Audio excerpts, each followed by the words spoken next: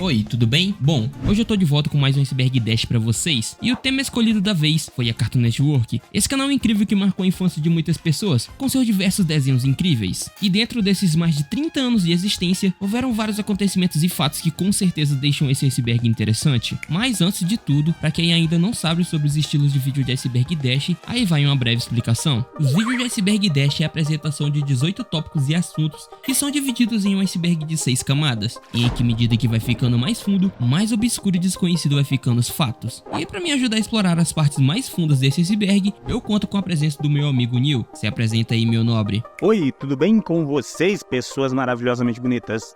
Eu não sei como me apresentar, eu nunca fui bom nisso. Mas enfim, eu sou o Neil e eu vou ajudar o meu querido Catzilla a apresentar todos os mistérios, segredos e tudo o que está por trás dessa empresa que tanto fez a alegria dos nossos dias na frente da TV. E eu acho que é isso, não quero me alongar muito não. Parando com as enrolações, esse é o Iceberg Dash da Cartoon Network.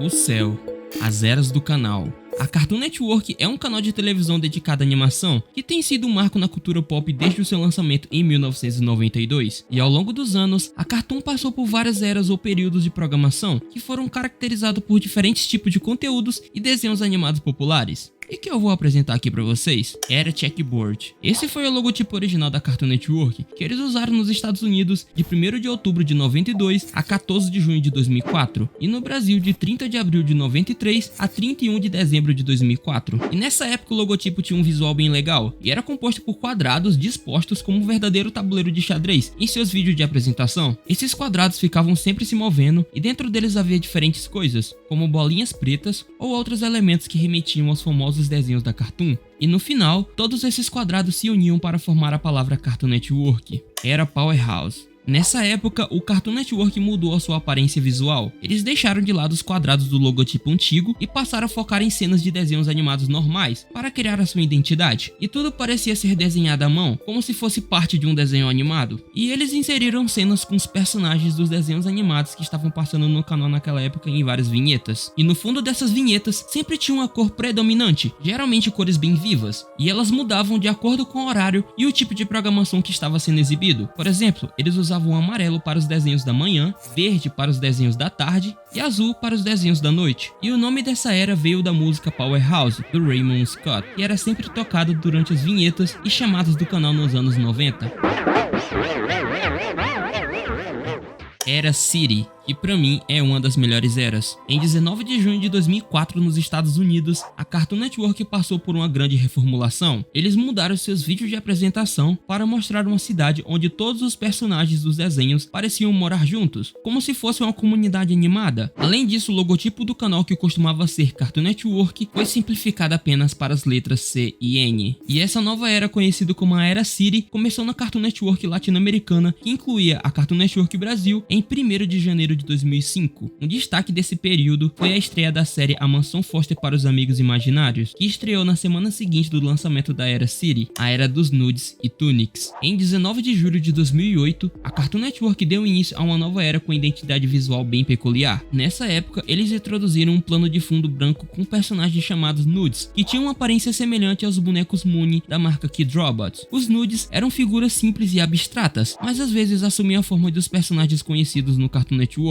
como Chowder ou Flapjack, e podiam até mudar de cores. Essa mudança trouxe um visual mais minimalista e moderno para o canal, afastando-se das identidades visuais anteriores, e os Nudes acrescentaram uma vibe única e divertida à programação. Mais tarde, em 2 de agosto de 2011, o Cartoon Network América Latina adotou uma identidade visual semelhante, mas com os personagens chamados Tunics, que era exclusivo pra gente. E bem, os Tunics eles eram criaturas pequenas com a cabeça quadrada, bastante similares aos Nudes, porém eram menores e não tinham pescoço e orelhas, e eles são chamados pelos nomes dos avatares virtuais do site latino-americano do Cartoon Network, lançado em 2008. Esses avatares podiam ser personalizados de acordo com a preferência do usuário e eram usados no jogo Mundo Tunics, que infelizmente não está mais disponível. E sério, essa era uma das melhores épocas. Entrar no site da Cartoon e criar o próprio Tunics, interagir com as outras pessoas, com os minigames e interatividade do site, era bom demais. E ainda por cima, fazendo seu próprio avatar, você tinha uma chance mesmo que remota de aparecer nos intervalos intervalos dos desenhos da Cartoon. E eu lembro de sempre ficar esperando o meu aparecer, mas nunca apareceu. E bem, antes dessa era ser lançada oficialmente, o canal exibiu algumas vinhetas envolvendo os Toonics em um jogo de futebol, provavelmente como parte da empolgação da Copa de 2010. Era Check It. Em 29 de maio de 2010, o Cartoon Network fez uma grande mudança na maneira como fazia as coisas e na aparência que tinha. Eles começaram a mostrar programas ao vivo na TV, como o História Fora do Normal, para tentar atrair pessoas mais velhas, especialmente adolescentes. Essa mudança na programação e público-alvo também levou a uma renovação da marca, que foi a segunda grande alteração na identidade visual do canal. Nesse novo logotipo, as letras C e N ainda eram usadas, mas os dois quadrados não eram mais 3D, igual os anteriores. E isso fez com que o logotipo se assemelhasse à primeira marca, que havia sido usada no início do Cartoon Network, e que de certa forma era uma homenagem indireta à sua identidade original. Além disso, a fonte usada nos dois logotipos foi alterada pela primeira vez. A nova fonte ainda era semelhante à anterior, mas com letras menos pontiagudas, como o A, o N e o W, na parte inferior. Era Dimensional Go. A quinta versão do Cartoon Network, chamada de Dimensional Go, foi lançada nos Estados Unidos no dia 4 de junho de 2016. Planejada para o verão, essa nova versão trouxe mudanças significativas no visual do canal. Uma das alterações notáveis foi a forma como os programas eram apresentados, conhecida como Coming Up Next, ou seja, próximo na programação, com transições entre um programa e outro. Além disso, houve uma modificação gráfica nos créditos, tornando-se mais semelhantes ao da versão anterior, chamada Check It 4.0, e a introdução dessa versão foi marcada pelo tema do desenho Teen Titans Go, que era bastante popular na época. Bastante popular porque eles forçavam a gente a assistir aquilo, porque toda vez que a gente botava no Cartoon Network, tava passando Teen Titans Go, os novos Jovens Titãs, que beleza, legal, é bom, porém, cara, é 24 horas aquilo, que isso? Era pastel. E bem recentemente, no momento que eu tô editando esse vídeo, por acaso, no dia 7 de novembro de 2023, a Cartoon lançou aqui no Brasil aquela que é a sua mais nova era, a Era Pastel. E não é esse pastel que você tá pensando. Poderia ser, viu? Um pastelzinho agora. Essa era já havia sido lançada nos Estados Unidos em 2 de outubro de 2022, porém só chegou aqui na América Latina agora. Além disso, essa nova era tem uma paleta de cores secundárias com tons de pastel, que são essas cores mais claras e suaves. Além de que a logo tem uma aparência mais vibrante, com uma tela dividida e os personagens dos desenhos da Cartoon. E essa aqui, na minha opinião, que não vale de nada, é a pior era da Cartoon. Pode me julgar, mas é a pior era sim. Acabaram com um monte de desenho aí bom e não lançaram desenho bom novo. E é isso, cara. E os desenhos que tinha bom, arruinaram os desenhos. Eu não vou nem entrar nesse mérito. Rude Removal. Rude Removal, também conhecido como Dexter Rude Removal, é um episódio especial de O Laboratório de Dexter, uma famosa série de desenho animado que foi originalmente produzida em 1996 para a Cartoon Network. O episódio era destinado a ser parte da segunda temporada da série, mas nunca foi ao ar devido ao uso de palavrões pelos personagens, mesmo que todos esses palavrões tenham sido censurados. No episódio, Dexter cria uma máquina chamada de Sistema de Remoção de Grosseria, com o objetivo de tornar sua irmã Didi mais educada. No entanto, um mal-entendido faz com que ambos acabem na máquina, dividindo-os em duas versões, uma polida e outra mal-educada. As versões mal-educadas falam de uma forma grosseira, usando palavras inadequadas, enquanto as versões polidas têm um comportamento mais refinado. As versões mal-educadas acabam causando tumulto, insultando a mãe e causando estragos na casa, e também no laboratório do Dexter. Eventualmente, Dexter e Didi conseguem enganar suas versões mal-educadas e as reintegram à máquina para reverter o processo e solucionar o problema. A produção do episódio Rude Removal ocorreu durante a segunda temporada da série em 1997 e tem uma duração de 7 minutos. No entanto, o episódio nunca foi exibido na televisão devido ao uso de palavras inadequadas pelas versões mal educadas dos personagens, o que não estava de acordo com os padrões de conteúdo. Apesar de não ter sido transmitido, o Rude Removal foi apresentado em algumas ocasiões em festivais de animação e convenções, e o criador da série, Genndy Tartakovsky, ocasionalmente o exibia em eventos públicos. Somente em 22 de janeiro de 2013, o Adult Swim disponibilizou o episódio na internet, mas com a censura das palavras inadequadas. A reação ao episódio foi bem variada, com algumas pessoas considerando eles menos grosseiros do que o esperado. No entanto, a história e a curiosidade em torno do episódio o tornou um tópico de discussão entre os fãs e uma parte intrigante da história do desenho animado. Maple Syrup e Asinhas de Frango. Por ser um canal com a programação voltada para o público infanto-juvenil, o Cartoon muitas vezes supostamente substituía alguns itens ilícitos por versões mais adequadas para menores. Dois desses itens mais famosos são o Maple Syrup das Trapalhadas de Flapjack e as Asinhas de Frango de Apenas um Show. Primeiramente, o Maple Syrup, que originalmente é um doce natural feito da seiva de árvores de bordo e é usado como cobertura para alimentos, como as panquecas. Já na série As Trapalhadas de Flapjack, que tem um foco em doces, aparentemente ele é usado como uma alegoria para o alcoolismo, especialmente quando relacionado ao Capitão Falange. O Capitão Falange é retratado como um ser humano muito doente, com características físicas que sugerem problemas de saúde, como inchaço no rosto, pele azul e a falta de mãos e pernas. E existe uma teoria que diz que essas características se encaixam perfeitamente com os sintomas graves da diabetes, como o inchaço, mudanças na cor da pele e a necessidade de cortar partes do corpo. Além disso, a teoria aponta que o comportamento do Capitão Falange, em que sua obsessão por doces e açúcar e a sua busca pela Ilha Doce estão relacionados ao vício em açúcar, e que isso é usado como uma alegoria para o alcoolismo na série. E a música tema do desenho, baseada na música Big Rock Candy Mountain, do Harry McClintock de 1928, também é citada como evidência, pois essa música originalmente descreve um lugar onde há abundância de cigarros e álcool. E a teoria sugere que o Capitão Falange está se autodestruindo lentamente devido ao seu alto vício em doces e açúcar, o que pode causar a diabetes. Além disso, ele aponta que o Flapjack, o personagem principal, está sendo influenciado a seguir o mesmo caminho, ajudando o Capitão Falange a satisfazer o seu vício. E no fim das contas, a série é vista como uma história triste disfarçada de aventuras, onde Flapjack é a verdadeira vítima, enquanto o Capitão Falange está sofrendo devido ao seu alto vício em doces, que simboliza o alcoolismo. No caso das Asinhas de Frango de Apenas um Show, ao longo de todas as temporadas da série, as Asinhas de Frango funcionam como uma metáfora para o álcool na vida real. Os personagens da série, como Benson, parecem ser viciados em asinhas de frango, e várias situações na história fazem lembrar o consumo de asinhas de frango como se fosse álcool. Além disso, o reino das asinhas, frequentado pelos personagens, parece representar a cultura do consumo do álcool nos episódios, na qual ele sempre é frequentado pelos personagens nas comemorações e nos finais de semana. A ponta do iceberg. Toon Jam. O Toon Jam é um jogo de computador publicado pela Turner Interactive, em parceria com a Cartoon Network em 1995. O software também incluía uma fita VHS bônus chamada de Jam Video, com trechos da vasta biblioteca de desenhos animados da Cartoon. Tanto o jogo quanto o vídeo eram apresentados por Moxie, aquele cachorro que ficou famoso por ser apresentador da primeira série original da Cartoon Network, o The Moxie Show, exibido entre 1993 e 1996. O Toon Jam permitia aos jogadores criar vídeos musicais com música, cenários e personagens de desenhos icônicos do Cartoon Network, como os Jetsons e Zé Colmeia, semelhante a outros jogos criadores de multimídia, como o Microsoft 3D Movie Maker e o Nickelodeon Directors Lab, lançados na mesma época. E depois de concluídos, os vídeos podiam ser salvos em um disquete. Além disso, o CD-ROM também servia como um CD de áudio, contendo 25 faixas baseadas em música tema de desenhos da Hanna-Barbera. Atualmente, o Toon Jam é considerado raro e bem difícil de se encontrar, especialmente se estiver completo na embalagem original. Várias cópias foram vendidas por cerca de $35 em lojas de varejo, quando foi lançado em 95. A rede Comp USA foi uma das lojas conhecidas por comercializar o jogo e a fita, e a raridade do jogo pode estar relacionada a críticas negativas, incluindo uma avaliação da CNET. Um pouco recentemente, em fevereiro de 2021, o youtuber KillaFloyd67 encontrou e disponibilizou a ISO do jogo no archive.org, permitindo que os interessados joguem a peça rara da história dos jogos de computador e do Cartoon Network. A ISO ainda continua disponível para ser jogada.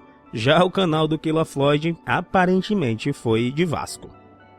Votatum. Bom, algumas vezes o Cartoon Network ele produzia alguns conteúdos que eram exclusivos para determinada região, igualmente o Toonix, que só veio para a América Latina, e o Nuts para os Estados Unidos. E um desses conteúdos era o Votatum. Votatum ele foi um bloco de programação inovador que permitia aos espectadores escolherem quais desenhos animados seriam transmitidos no Cartoon Network através de uma votação pela internet ou por mensagem de texto. Embora eu acho que às vezes rolava corrupção nessas votações. Esse conceito era um pouco revolucionário, pois mostrava que as pessoas poderiam participar ativamente da escolha do que se passava na TV e influenciar o que era exibido. Bem, o bloco Votatum teve início no dia 12 de fevereiro do ano 2000, substituindo o bloco anterior chamado de Super Chunk, que esteve presente no canal de 1994 formato até o ano 2000, e desde o seu surgimento o Voltatun ele proporcionou aos espectadores a chance de escolher entre 3 programas diferentes, e com o tempo passou por diversas mudanças, incluindo a redução para 2 programas e a ampliação das opções de votação por mensagem de texto. O horário do bloco também foi ajustado ao longo dos anos para atender às preferências do público, e em 2012 o Voltatun passou por uma grande mudança, passando a incluir rodadas entre 2 programas, onde o vencedor da votação anterior era exibido. Isso tornou a experiência de votação mais interativa e dinâmica. No entanto, em 2015, o tempo do bloco foi reduzido para apenas 1 hora, e infelizmente, em outubro de 2016, o Voltatun ele foi encerrado de forma repentina, após quase 16 anos de transmissão, sendo o bloco mais duradouro na programação do Cartoon Network na América Latina, e o Voltatun era uma maneira única de permitir que os fãs dos desenhos influenciassem a programação, tornando-se parte importante da cultura do Cartoon Network na região, tão tal que ele é lembrado por muitos até hoje, e a sua breve volta em 2020, mesmo que de forma especial, reflete o carinho que os fãs têm por esse bloco na América Latina, e isso destaca como a interatividade na programação pode deixar uma marca duradoura e afetiva na audiência. Uma coisa engraçada é que em 2022, um gringo ficou super animado ao descobrir que antigamente havia anúncios do Cartoon Network no Brasil, na qual os personagens lutavam entre si, e algumas pessoas do Brasil repostaram ficando surpresos porque o bloco só existia por aqui. King of Fu, kingofu.tumblr.com. Esse link se refere ao blog oficial do criador de Hora de Aventura, Paddington Ward, hospedado na plataforma Tumblr. Nesse blog, Paddington Ward compartilhava uma variedade de informações e conteúdos relacionados à série, oferecendo aos fãs uma visão fascinante dos bastidores do processo criativo por trás de Hora de Aventura. Entre o conteúdo compartilhado estava arte conceitual, histórias relacionadas aos personagens e ao mundo da série, além de detalhes sobre o desenvolvimento de episódios e da trama. A interação com os fãs também desempenhava um papel importante, já que Paddington Ward respondia às perguntas e compartilhava insights sobre o universo de Hora de Aventura. E esse blog já existe há mais de 10 anos, inclusive foi citado no iceberg de Hora de Aventura, e ele só está sendo citado aqui novamente porque ele se mantém ativo até hoje, mesmo com o fim de Hora de Aventura, mas postando sobre estacas de 2015, de Stunt Island de 2020 e também de Fiona e Cake lançado recentemente em 2023.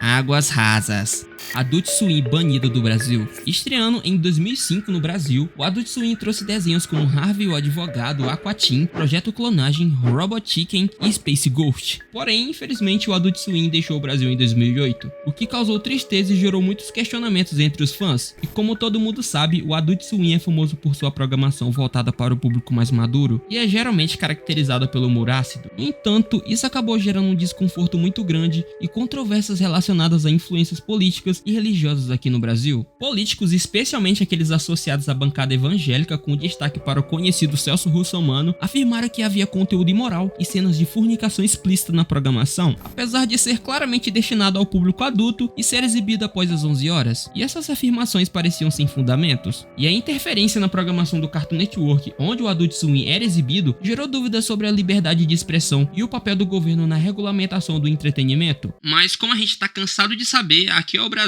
e quase nada aqui faz sentido. Porém, mesmo sendo banido do país, a gente ainda podia assistir os programas nas plataformas de streaming, assim como Netflix e o HBO. Porém, recentemente, no dia 31 de outubro de 2023, o Adult Swim finalmente voltou a ter um canal próprio na TV por assinatura, substituindo o canal True TV e trazendo obras como Rick e Morty, Robot Chicken e Smile Friends, e também animes como Death Note, Dragon Ball e Naruto.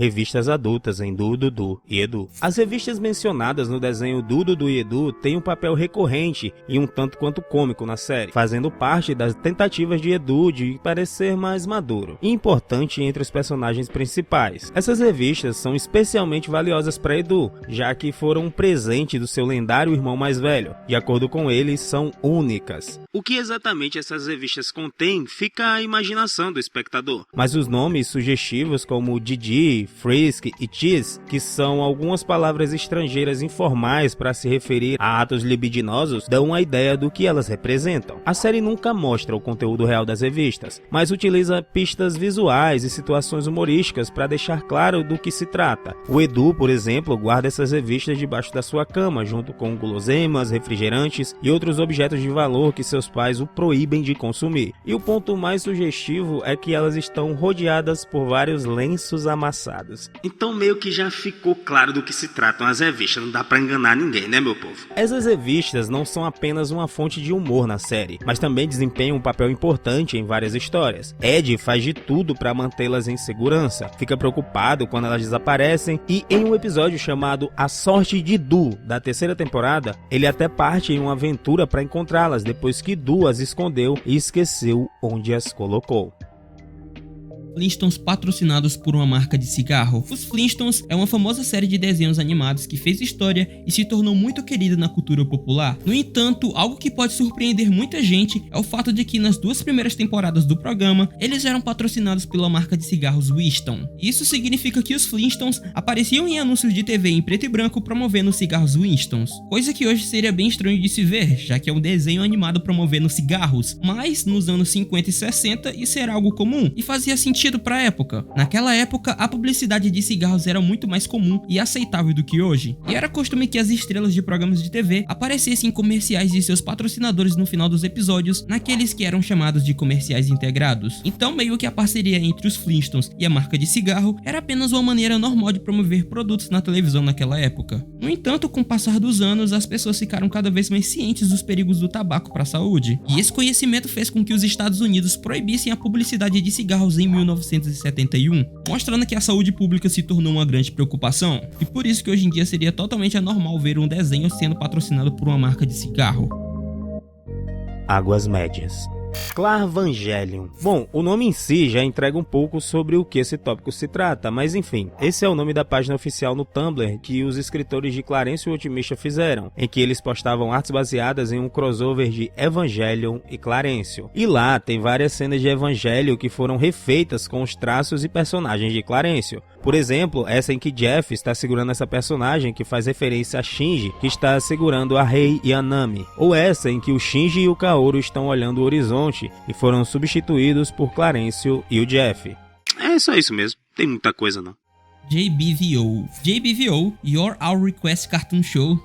Eu acho que é assim. Ou simplesmente JBVO, foi um spin-off de Johnny Bravo que teve uma única temporada, fazendo a sua estreia no dia 2 de abril do ano 2000 nos Estados Unidos e sendo exibida até 26 de agosto de 2001 nos dias de domingo. Nesse programa, Johnny Bravo era o apresentador e recebia pedido dos espectadores sobre quais desenhos eles gostariam de assistir, e eles poderiam fazer esses pedidos escrevendo para o programa ou pelo site do Cartoon Network, e a escolha era praticamente qualquer desenho da biblioteca do canal, com exceção dos programas de meia hora. E o JBVO trouxe uma abordagem bem diferente à televisão, dando às pessoas o poder de decidir o que elas queriam ver, meio parecido com o Votatum, além de que ele foi o primeiro e único bloco conhecido com o formato de talk show apresentado pelo Johnny Bravo nos Estados Unidos. Isso era algo inovador na época, e o programa até contava com a participação de convidados especiais, como por exemplo o Scooby-Doo. No entanto, apesar da inovação, o JBVO não conseguiu se manter por muito tempo no ar, e teve uma vida útil bem curta, com apenas uma temporada. Além disso, o programa não teve uma visibilidade muito grande depois disso e praticamente desapareceu do radar. E dos 28 episódios lançados, nem todos estão disponíveis e alguns deles se tornaram verdadeiras mídias perdidas. Billy Mandy na trepanação do crânio e você. Bom, pelo menos essa é a tradução mais usual desse título. Não tem outra coisa pra colocar aqui não. Talvez ficasse pior. Bom, esse é um daqueles projetos peculiares que nos fazem questionar o que se passa na cabeça da pessoa que fez isso. Criado por Maxwell Atoms em 1995, como parte de um projeto A Tese Júnior, esse curta-metragem nunca foi destinado a ser exibido, mas deixou sua marca de uma forma única. O enredo era um tanto quanto bizarro, para dizer o mínimo. Billy, o personagem principal, encontra Mandy com uma bandagem na cabeça e fica preocupado. No entanto, sua preocupação rapidamente se torna um interesse quando Mandy revela que passou por uma trepanação. Basicamente, a trepanação craniana é uma cirurgia antiga em que eles furavam a cabeça de alguém para mexer no cérebro ou tirar um pedaço do osso. Faziam isso para avaliar dores de cabeça ou tratar doenças, e às vezes até mesmo em certos rituais. Mas enfim, a Mandy ela explica o processo de uma maneira bastante não científica e convence Billy a deixá-la realizar o procedimento nele, com uma furadeira elétrica. E a cena que se segue é sangrenta lenta e estranha, com Billy afirmando que se sente ótimo antes de desmaiar devido à perca de sangue. Bem leve, graças a Deus. E bem, esse curta nunca foi transmitido na televisão e foi exibido pela primeira vez no Troma Animation Festival em 30 de abril de 2016. O que deixa ele ainda mais intrigante é como os personagens têm uma aparência bem diferente. A Mandy parece uma outra pessoa comparada à versão que a gente vê hoje em dia, mas o Billy é fácil de reconhecer de cara. Billy e Mandy em Trepanation of the School and You é um lembrete de como a criatividade pode nos levar a lugares estranhos e inesperados. Mesmo que tenha sido feito com um projeto de tese, ele permanece como uma curiosidade que nos faz refletir sobre as ideias que podem surgir quando se dá asas à imaginação. Águas Profundas. Miguzi. Miguzi foi um bloco de programação do Cartoon Network que esteve no ar entre 2004 e 2007 e foi criada pela equipe da Williams Street, que também foi responsável pela criação do Toonami e do Adult Swim. E ele foi projetado para ser uma versão mais descontraída em comparação ao Toonami, que havia mudado para as noites de sábado. E assim como o Toonami, o Miguzi apresentava uma animadora chamada Erin, uma jovem de cabelos pretos e macacão amarelo. E no início do bloco, a Erin era transportada para um ambiente subaquático, a bordo de uma nave alienígena fundada por um peixe enorme vermelho. E lá, ela relaxava e assistia aos programas ao lado de um grupo de criaturas marinhas, mutantes e robôs, que embora não falassem, tinham personalidades únicas. E em setembro de 2004, depois de algumas mudanças em seus horários, o horário de domingo passou a apresentar uma maratona chamada de Well of Goss, na qual eram exibidos 4 episódios escolhidos pelos espectadores a partir da programação da semana. E embora o Miguzi tenha tido uma vida curta, Erin se tornou uma figura querida e fez uma aparição especial no episódio crossover Nexus, do OKKO Vamos Ser Heróis, junto com outros personagens icônicos da história da Cartoon. E em maio de 2007, o Miguzi foi substituído pelo Master Control, um bloco interativo que estreou em 24 de setembro de 2007. Cartoon Network. Bom, embora pareça que isso é apenas o nome da Cartoon escrito por um analfabeto, o Cartoon Network foi um projeto da Cartoon Network que ocorreu em 2 edições diferentes, em 2004 e 2006. O objetivo era convidar cartunistas brasileiros para transformar seus personagens de tirinhas e HQs em curtas animados exibidos nos intervalos do canal. Na edição de 2004, que começou em outubro daquele ano, participaram 3 cartunistas, Laerte, Glauco e Caco Galhardo. Eles trouxeram seus personagens como Overman, que era de Laerte, Os Pescoçudos de Caco e Geraldinho, que era do Glauco. E esses curtas foram transmitidos no Cartoon Network. Ao todo foram criadas 21 vinhetas, com 7 para cada personagem, e cada uma tinha entre 40 e 50 segundos de duração. Em janeiro de 2006, iniciou-se a segunda edição, com Laerte novamente trazendo Overman, Glauco com Geraldão, Angeli com Luke e Tantra, Adão e Turusgaray com Aline e Caco Galhardo com um Pequeno Pônei. No total foram produzidos 25 curtas direcionados ao público adulto e exibidos nos intervalos do bloco do Adult Swim, dentro do Cartoon Network.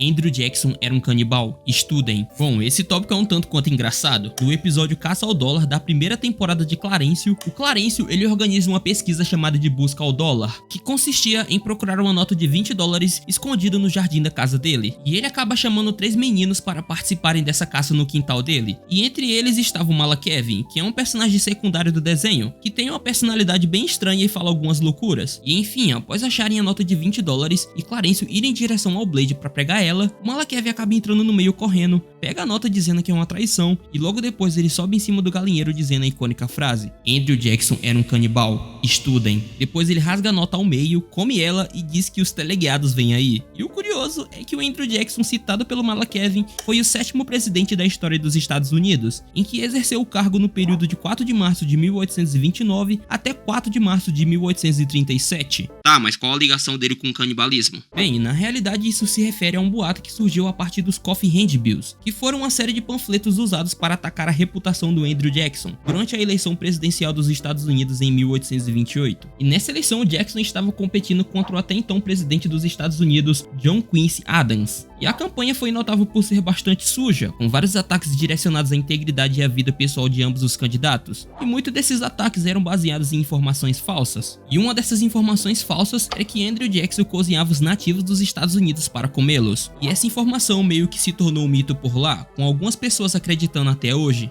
E dá até pra entender o porquê o Malakev falar sobre o Andrew Jackson, já que a nota de $20 tem o rosto dele, e como o Malakev tem a cara que gosta dessas doideiras de conspirações, ele acabou falando isso. E bem, esse é o único episódio que o Malakev aparece, e não se sabe ao certo o que ocorreu com ele depois desse episódio. Escuridão. Cartoon Network Responds. Cartoon Network Responds é o nome dado a uma série de curtas exibidos no Cartoon Network. Essa série apresentava supostas cartas e e-mails de fãs do canal, e as cartas frequentemente eram respondidas de forma cínica e sarcástica, às vezes fazendo piadas sobre os desenhos animados em si. E esses curtas começaram a ser exibidos por volta do início de 1997, durante a era Starbust, que foi a segunda fase alternativa do Cartoon Network, e continuaram até a Powerhouse, que se estendeu até junho de 1998. Segundo informações do Lost Media Wiki, muitos desses curtas foram produzidos e alguns deles ainda podem ser encontrados no YouTube. No entanto, muitos deles estão perdidos e ainda não foram disponibilizados online, sendo possível ver uma lista completa da série Lost Media Wiki, onde de 20 curtas só encontraram 13, e o resto se encontra perdido. O incidente de bombas de Boston em 2007. Bom, esse fato é um pouco bizarro. Na manhã do dia 31 de janeiro de 2007, ocorreu um incidente em Boston, nos Estados Unidos, na qual cartazes de LED representando os Munitas, personagens da série animada Aquatim do Adult Swim, foram confundidos de maneira equivocada com dispositivos explosivos improvisados. E esses cartazes faziam parte de uma campanha de marketing de guerrilha para promover o filme do Aquatim, que seria lançado em abril daquele ano. Toda essa confusão causou um grande tumulto na cidade. A mídia dos Estados Unidos, incluindo jornais renomados como The Boston Globe, Los Angeles Times e The New York Times, criticou duramente a resposta da cidade e a detenção de 2 homens responsáveis, o Peter Bidowski e o Cian Stevens, por espalhar esses cartazes pela cidade, e tiveram que pagar cerca de $2.500 cada um para serem liberados. E muitas pessoas consideraram essa reação exagerada e viram nela um sinal de falta de compreensão das autoridades mais velhas em relação aos moradores mais jovens de Boston, que eram o público-alvo dos anúncios. O Departamento de Polícia de Boston afirmou que os cartazes apresentavam algumas características similares a dispositivos explosivos improvisados, como uma fonte de energia visível e os fios expostos.